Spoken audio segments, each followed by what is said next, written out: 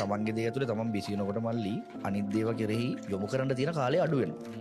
ඇත්තටම දියුණු වෙන මිනිස්සෙක්ට වඩා දියුණු වෙන මිනිස්සෙක්ගේ වටපිටාවේ ඉන්න කට්ටිය තමයි මේ මිනිස්සුන්ට උදව් කරන්නේ. කවුරු හරි කියනවා නම් ඔයා පැය 24ක් වැඩ කරනවා ඔයා මන් දිහා බලන්නේ නැහැ කියලා. ඔයා මාර වැඩ තෝ කියන්නේ කරන්නේ. ඔයාට මේ හැම වෙලේම සල්ලි විතර ගන්න දෙනවා. ඉතින් මේ මිනිස්සු අවසානයේ දිනලා ගෙදර පවුලේ වැඩ කරන ස්වාමි පුරුෂයා වේවා. මංගේ තාත්තා වේවා. මංගේ අයියා වේවා. මැරිලා සල්ලි හොයලා ගේන්නේ පවුල ඇතුළටම නෙමෙයි. ඒ ගේන සල්ලි ඇතුලේ කන්නේ බොන්නේ ඒ පවුලම නා end of the day එක බැලන්ස් කරන එක අනිත් තුන්වෙනි පාර්ශවයේ තියෙන එක. අඩුම තරමේ කටවහගෙන ඉන්න හරි ඕන. දියුණු වෙන මනුස්සයට කවදාවත් ඇඟිලි දික් කරන්න එපා සහ දියුණු වෙන මිනිහෙක් මාස්ටර් කරන්න.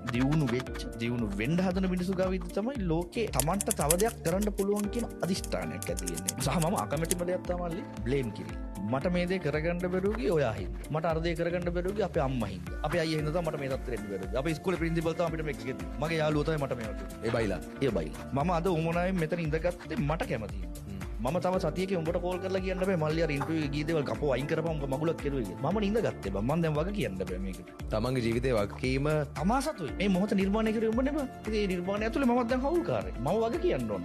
මගේ ජීවිතේ ගෙවන හැම තප්පරයකටම මම වග කියන්නේ මට. මම කාටවත් බ්ලේම් කරන්න. ජීවිතේ සතුට වෙන්න නම් තමයි සක්සස් වෙන්න බෑ. භෞතිකවත් මානසිකවත් දෙකෙම සක්සස් වෙන්න ඕන. මම කියන්නේ ඔයා සක්සස් වෙන්න. සක්සස් වෙන එක තමයි ජීවිතේ විඳීම කියන්නේ. උඹ ජීවිතේ ඇතුලේ කන කටෝ ටිකම ඇති විඳිනවා කියන්නේ. ඔයා විඳින්න දුක ඇතුලේ ඔයාට ඔයාගේ සාර්ථකත්වය පේනවා කියන්නේ ඒකනේ මම විඳින්නේ. ඊට පස්සේ ඔයාට අමුතෙන් ආතල් ගන්න දෙයක් නැහැ. ඔයා ඔයාව දියුණු කරන්න ගන්න මහන්සිය නැති වර ජීවිතේ විඳිනවා. ලස්සන ගයක් හදලා වාහනයක් අරගෙන දියුණු වෙන්න එක හැමෝගේම ආසාවනේ. ආසාව නෙමෙයි මම ඒක මස්ට් එකක්. සමහරකට අනේ මට මෙහෙම එකක් නේද. මට මේ කාලා බීලා ඉඳලා ඉන්න තිබ්බනම් ඇතුලේ කියලා. මොන රෙද්දක්ද ඒ බොරුද? ඒ බැරි එක. අර මංගේ බ්ලේම් කරන එක. කම්මැලියට හිතනවා මේ මොන්නේ.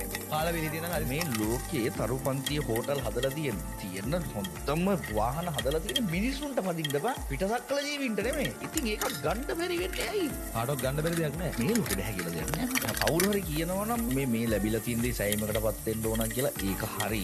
තමා ළඟ තියෙන දේ තමා සෑයීමකටපත් වෙන්න යුතුයි. හැබැයි තමන්ගේ කැපැසිටි එක දැන වැඩ නොකර ඉන්න මහා ගොප්පයෝ. සමහර කට්ටියගේ ජීවිතේ ප්ලෑන් එකක් තියෙනවා. අවසාන මොහොතේදී අපි සතුටින් ඉන්නවා. මගේ අවසාන මොහොත දැන් මම දන්නේ නැහැ නේ බං. ඔබ දන්නවද? ඒතර මම විශ්වාස කරනවා මගේ අවසාන මොහොත මේ ගෙවන මොහොතක් හරි විය හැකියි කියලා. හැබැයි එතකොට මම මේ මොහොත සතුටුයි. අපේ අන්තිම කාලේ කියලා විශ්වාස කරනවා ඒ ටිකක් තව අවුරුදු ගාණක් වයසට ගියාම නේ බං. ඒ කාලේ ජීවත් වෙන්න සල්ලි